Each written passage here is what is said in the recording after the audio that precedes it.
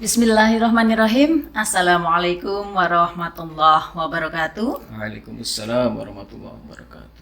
Puji syukur Alhamdulillah, sahabat podcast Kemangi dimanapun Anda berada. Kembali lagi saya Murtianingsih hari ini kembali menyapa sahabat podcast Kemangi dalam kegiatan seputar Ramadan. Dan pada kesempatan hari ini kita akan mengambil tema tentang semarak kegiatan keagamaan di bulan Ramadan. Dan sahabat podcast Kemangi, semoga di Ramadan 1446 Hijriah ini sahabat selalu semangat karena kita tahu bahwa kondisi alam luar biasa panasnya sehingga rasa haus, rasa dahaga cukup menguras energi puasa kita. Semoga dengan nikmat ini kita akan lebih indah dalam menjalankan ibadah puasa. Sahabat podcast Kemangi, dan hari ini telah hadir bersama kita di studio podcast Kemangi beliau Bapak Farid Wajdi, Magister Pendidikan Islam. Beliau adalah pengawas pendidikan agama Islam. Kita sapa beliau. Assalamualaikum Bapak. Waalaikumsalam warahmatullahi Sehat? wabarakatuh. Alhamdulillah. Tentunya masih senantiasa puasa kalau bapak-bapak ini ya. Insya Allah. Ini kayaknya puasa pun tidak terlihat seperti puasa Bapak ini. Energi positifnya ini memicu saya untuk lebih semangat dalam mendampingi sebagai host ini ya. Ini resepnya apa Pak? Resepnya adalah bagaimana kita bisa memaknai Ramadan dengan sebuah capaian-capaian yang istimewa. Karena boleh jadi kita memiliki perasaan bahwa Ramadan tahun ini kita anggap sebagai Ramadan yang terakhir.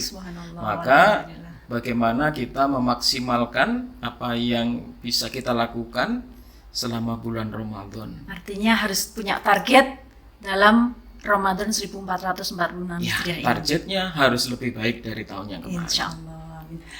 Sahabat podcast Kemangi, akan lebih baik jika saat ini karena beliau sudah hadir bersama kita, kita akan mengupas tuntas seputar semarak kegiatan keagamaan di bulan Ramadan.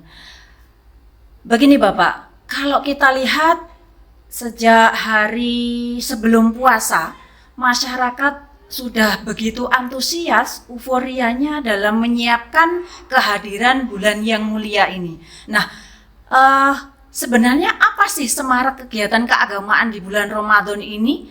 Apa ada kegiatan-kegiatan tertentu mungkin yang bisa dilakukan atau dilaksanakan oleh masyarakat kita gitu?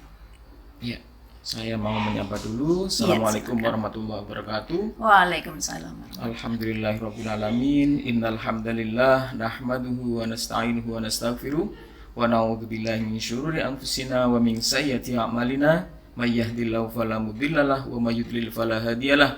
Asyhadu an la ilaha illallah wahdahu la syarikalah wa asyhadu anna Muhammadan abduhu wa rasuluh. Allahumma shalli ala sayyidina Muhammad wa ala alihi washabihi ajmain. Qala Allah Ta'ala fi kitabil karim, a'udzu billahi minasyaitonir rajim, ya ayyuhalladzina amanu taqullaha wa qulu qawlan sadida yuslih lakum a'malakum wa yaghfir lakum dzunubakum wa may yuti'illaha wa rasulahu faqad faza fawzan 'azima. Sahabat podcast Kemangi, Mbak Murti yang saya hormati dan tidak lupa operator podcast. Alhamdulillah pada kesempatan kali ini kita bisa hadir secara virtual di majelis yang mulia ini. Semoga apa yang kita laksanakan mendapatkan ridho dari Allah Subhanahu wa taala. Salawat dan salam semoga tercurahkan kepada Nabi Muhammad sallallahu alaihi wasallam. Perlu diketahui bahwa Rasulullah mengingatkan kepada kita sekalian agar kita mempersiapkan diri kita bagaimana cara kita menyemarakkan bulan Ramadan itu. Bahkan sahabat Rasulullah itu diajak untuk melakukan persiapan 3 bulan sebelum Ramadan. 3 bulan, sangat luar biasa. Apa persiapan agar Ramadan kita semarak, bersemangat?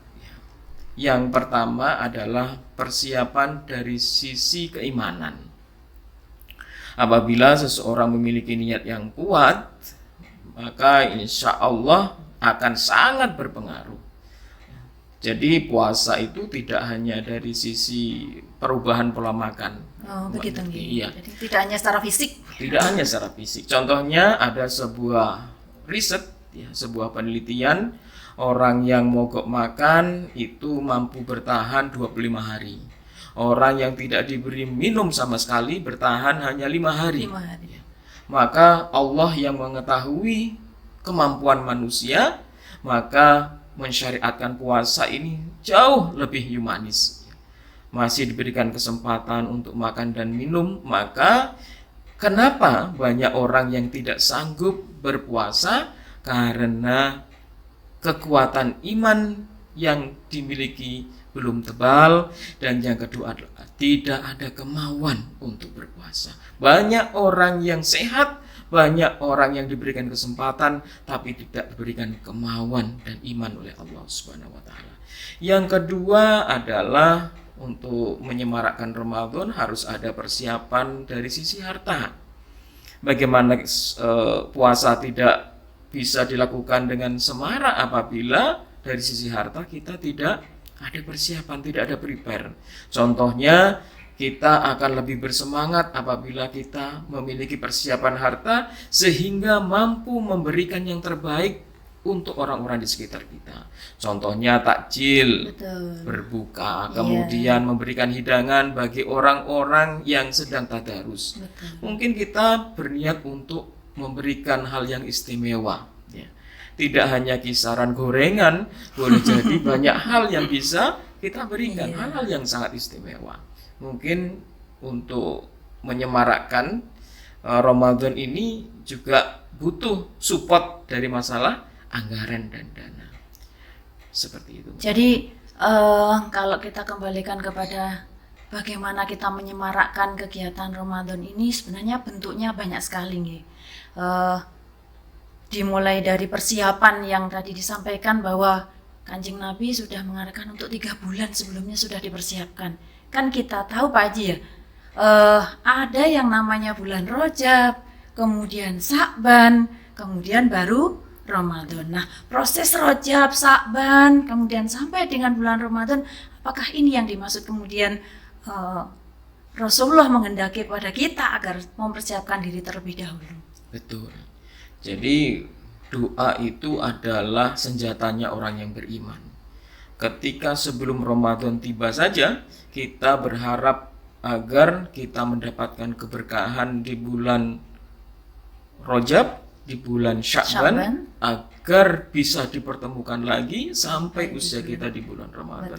Ini merupakan sebuah ekspresi kesenangan orang-orang yang beriman, karena di bulan Ramadan itu banyak hal yang bisa kita lakukan, selain diantaranya adalah pelipat gandaan amal, di dalamnya akan turun Lailatul Qadar, kemudian bagaimana kita melakukan interaksi yang lebih masif, yang lebih betul-betul kita sangat dekat dengan Al-Quran, dan banyak hal, termasuk diantaranya apa-apa yang sudah kita persiapkan tadi. Betul.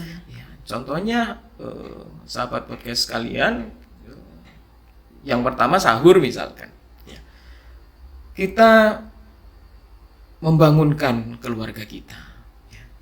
Tidak hanya suami kepada istrinya, bahkan kadang-kadang sebaliknya, istri yang membangunkan suaminya.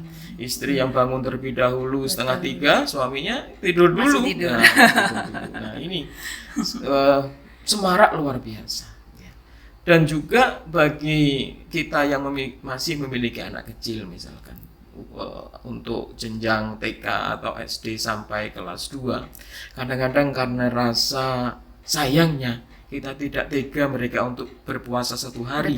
Sedangkan Rasulullah itu mengajarkan kepada kita, apabila anak kita diajari berpuasa 1 hari, mereka merengek, menangis, ingin makan, berilah mainan agar mereka melupakan rasa lapar dan dahaganya. Ini semarak. Belum lagi lautan manusia berangkat sebelum sholat Isya. Apa yang mereka harapkan? Agar mereka bisa sholat berjamaah Isya dan dilanjutkan dengan sholat tarawih. Terkadang di dalam sholat tarawih itu pun disemarakkan dengan kehadiran anak-anak muda yang mengisi kuliah 7 menit Betul sekali. antara sholat tarawih dan Sholat sholat witir. witir. Meskipun itu kultum, kuliah 7 menit ya. Bukan kuliah terserah antum, nanti panjang sekali. Kuliah 7 Kuliah 7 menit. ini semarak sekali. Belum lagi setelah itu ada tadarus. Belum nanti 10 hari yang terakhir ada iktikaf. Kita lihat di Masjid Baitur Rahman misalkan, bahkan di masjid-masjid lain, subhanallah, begitu luar biasanya jamaah atau kaum muslimin menyemarakkan bulan Ramadan. Kalau kita lihat ini nih Bapak ya, saya pernah melihat seorang turis di Banyuwangi ini karena saking apa ya, mungkin terharu melihat semaraknya bulan Ramadan ini. Kemudian dia itu mengikuti kegiatan yang ada di seputaran mana ya dulu itu. Nah, ini kalau kita lihat bahwa semarak Ramadan ini bukan hanya umat muslim saja yang ikut merasa bahwa ini adalah bulan yang memang luar biasa yang harus disemarakkan oleh semua orang. Artinya siapapun boleh merasa memiliki bulan Ramadan ini, Pak Haji. Kemudian. Iya. Kebanyakan dari sisi pariwisata mungkin bisa dilihat kita di beberapa sudut ada wisata kuliner. Betul. Mereka yang mungkin wisatawan itu ingin mencicipi apa saja ya, takjil itu menunya ya. Mulai dari yang disukai Mbak Murti, contohnya petulo gitu ya, kemudian kopi roti, serbat dan lain sebagainya, es teler, ya, es campur ya kan gitu. Es campurnya ini campur kebahagiaan. Betul karena sekali. di bulan Ramadan. Jadi ya semuanya boleh bergembira. Tapi yang harus bergembira adalah orang-orang yang dipanggil oleh Allah Subhanahu wa taala, ya ayyuhalladzina amanu kutiba alaikumusiyam kama kutiba alal ladzina min qablikum la'allakum tattaqun. Hanya orang-orang yang beriman yang sanggup. Ya, yang memiliki kekuatan bagaimana memaknai Ramadan ini sebagai momen yang istimewa. Nah, semaraknya itu berbeda-beda ya. Ada secara ruhiyah tadi itu ya. Iya, Ya, betul. kekuatan ruhiyahnya betul-betul bersemangat.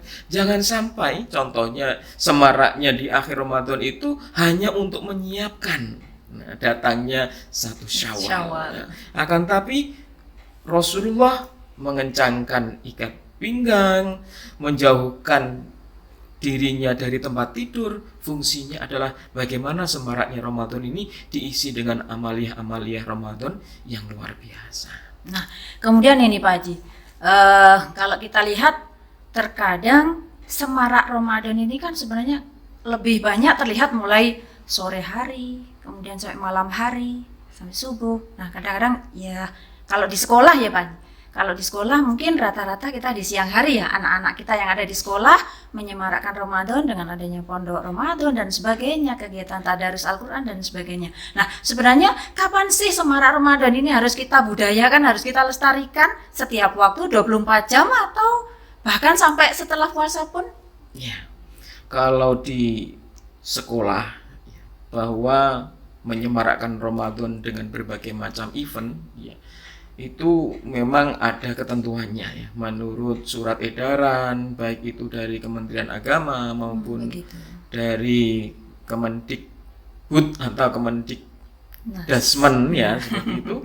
Jadi ada waktu-waktu tertentu ya yang dimana siswa itu belajar di rumah ya, kemudian siswa masuk sekolah. Nah, kesempatan ketika masuk sekolah ini banyak hal yang bisa dilakukan di sekolah. Contohnya adalah ada yang menggunakan beberapa tipe, ada yang menginap, ada yang secara klasikal dilakukan pagi sampai siang, kemudian ada yang mengerjakan sore sampai tarawih kemudian pulang. Ya. Beberapa tipe-tipe seperti ini diserahkan kepada sekolah. Oh, begitu. Sekolah disuruh untuk memilih. Artinya tidak ada batasan harus begini, harus menginap, harus tidak menginap. Iya. Semuanya diluaskan ya. Ada pesan Bapak Kabid, kemudian mungkin Bapak Kasih Pais dan juga Bapak Kepala Kantor mengatakan ya tipe yang harus dipilih harus lebih inovatif ya. Jadi jangan setiap tahunnya kegiatan-kegiatannya monoton itu saja. Ya, jadi ada varian-varian dan inovasi dalam kegiatan menyemarakkan Ramadan itu. Ya. Contohnya mungkin ada yang melakukan di tingkat jenjang dasar ya, kelas bawah misalkan, mewarnai. Tapi temanya adalah tema menyemarakkan Ramadan. Ya. Kemudian untuk jenjang SD di kelas atas misalkan mulai kelas 4, 5, 6 sudah ada tadarus, kemudian ada buka bersama. Bagi yang SMP, SMA, SMK juga sangat variatif ya. Bagaimana pelaksanaan sholat tarawehnya diganti dengan sholat tahajud, lebih dekat dengan waktu sahur. Dan ada juga yang bekerja sama dengan pondok pesantren ya, membawa siswa-siswi mereka untuk bersama-sama berbaur dengan anak-anak pondok ya. Kegiatannya sangat luar biasa. Jadi lebih variatif dan lebih bagaimana Ramadan ini menghadirkan ketenangan dan kesenangan bagi anak didik maupun bagi masyarakat secara umum gitu nih Pak Haji. Ya, kemudian begini Pak Haji, mengapa sih pertanyaannya? Kenapa sih Ramadan ini harus kita semarakkan? Ya sudah kita laksanakan biasa saja seperti biasanya kita melaksanakan hari-hari biasa. Kenapa harus ada kata istimewa semarak begitu Pak? Oke. Jadi ada yang mengklasifikasikan kaum muslimin itu menghadapi bulan Ramadan. Ada yang pertama, datangnya Ramadan itu responnya sangat-sangat berat ya. Karena Ramadan datang kemudian ada kewajiban berpuasa, itu menjadi beban tersendiri. Nah, naudzubillah min dzalik, kita jangan masuk dalam golongan tersebut ya. Beban sekali. Waduh, tidak makan ini, tidak bisa ngopi dan seterusnya. Yang kedua, ada yang merespon kehadiran Ramadan ini sebagai kegiatan yang biasa. Dulu kita puasa di bulan Ramadan, sekarang datang ya puasa lagi. Ya tidak ada hal yang istimewa, biasa-biasa saja. Namun yang luar biasa adalah mereka yang menyadari bahwa Ramadan ini adalah momen yang spesial. Spesialnya dan perlu disemarakkannya karena apa? Yang pertama, meyakini hanya Allah yang tahu dan yang bisa menjamin apakah kita akan bertemu dengan Ramadan tahun yang akan datang. Maka pada kesempatan yang berbahagia ini saya mengajak, jadikan Ramadan tahun ini sebagai Ramadan yang istimewa. Insyaallah. Ramadan yang lebih semarak lagi. Tidak hanya di skup internal rumah tangga.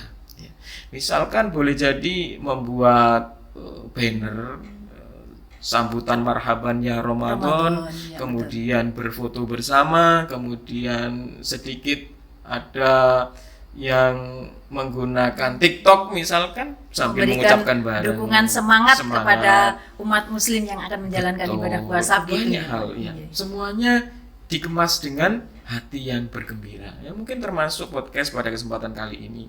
Ya, perasaan gembira karena Ramadan ini adalah event yang ditunggu-tunggu untuk umat Islam bagaimana bisa mengupgrade dirinya menjadi pribadi yang bertakwa.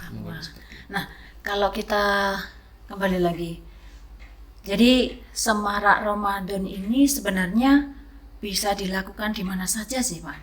Jadi apa harus di tempat-tempat tertentu, misalkan hanya boleh di masjid, di sekolah, di musola, di kantor-kantor umat muslim, atau mungkin dimanapun kita boleh sebenarnya menyemarakkan Ramadan, karena kita tahu di jalan raya bahkan kalau kita lihat ini depan kantor ke selatan ini kan banyak warung-warung yang buka ketika sore hari menjual takjil.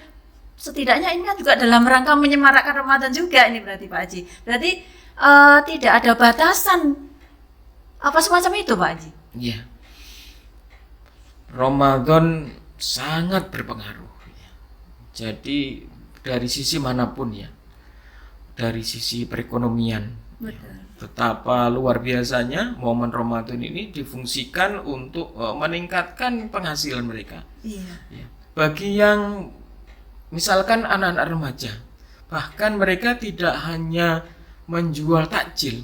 Ada momen tertentu mereka tidak menjual, tapi berbagi. Oh, berbagi. Luar biasa. Dan juga ada lembaga-lembaga yang mohon maaf non-muslim juga ikut berbagi takjil. Mereka juga senang Saking sebenarnya ingin menyemarakkannya, ya. Juga, bahagianya kedatangan Ramadan. betul, semangat moderasi beragama. Ya, apalagi juga ketika Syawal, ya, mereka ikut juga silaturahmi, ya. Ikut juga dalam kegiatan Syawal itu mereka bergembira, bahkan di rumahnya itu juga menyiapkan kue, ya, sebuah hal yang luar biasa. Nah, ini juga semaraknya Ramadan memang rasanya tidak boleh berakhir. Ya. Rasulullah menyampaikan bahwa Ramadan ini sebagai bulan tarbiyah, fungsinya adalah hasilnya bisa dipergunakan untuk 11 bulan ke depan. Insya Allah. Maka kita harus yakin dengan menyemarakkan Ramadan ini, insya Allah akan memberikan manfaat yang luar biasa, terutama kepada ruhiyah kita. Mungkin itu yang harus kita maknai dengan kehadiran Ramadan. Kemudian ini Bapak, ada satu pertanyaan yang sebenarnya sangat membuat saya penasaran begini. Pengaruh semarak Ramadan ini sebenarnya terhadap perkembangan jiwa beragama baik masyarakat maupun anak didik itu yang diharapkan sebenarnya seperti apa sih, kalau kita boleh diberi gambaran? Oke. Kalau seseorang itu memiliki keinginan agar puasanya tidak batal, itu sangat mudah. Tapi yang berat itu menurut Ustadz Adi Hidayat adalah mempertahankan pahala puasa. Sulit sekali pahala puasa itu bertahan 100%. Membicarakan orang lain sudah turun 10%. Kemudian kita melihat yang aurat, misalkan hal yang maksiat turun 10%. Ya. Belum lagi hati kita rusak ya, karena ada sifat iri, dengki, kemudian hasud dan cukup dalam hati saja sudah merusak itu. Apalagi sampai diucapkan. Nah, ini menjadi fatal ya. Karena itu Ramadan ini ya, memberikan tarbiyah ya, pembelajaran tidak hanya bagi masyarakat ya mukmin ya, tapi juga semuanya, bahwa Ramadan ini sebagai momen penting ya untuk mentarbiyah diri kita. Sebagai contoh, hal-hal yang halal ketika di luar bulan Ramadan, ketika Ramadan tiba haram dimakan di pagi hari sampai waktu berbuka ya, maka itu halal ya. Apalagi ya, bagi hal-hal yang haram pasti umat Islam harus bisa menjaganya. Tindakan korupsi, kemudian curang, mengurangi timbangan, dan hal-hal lain yang sangat-sangat relate ya, dengan kehidupan sehari-hari, maka Ramadan kita jadikan sebagai bulan tarbiyah. Belum lagi Ramadan itu adalah bulan turunnya Al-Quran, syahrul Ramadan alladzi unzila fihil Quran hudal linnas wa bayyinatin minal huda wal furqan. Seharusnya umat Islam yang sudah berpuasa itu memiliki karakteristik yang istimewa.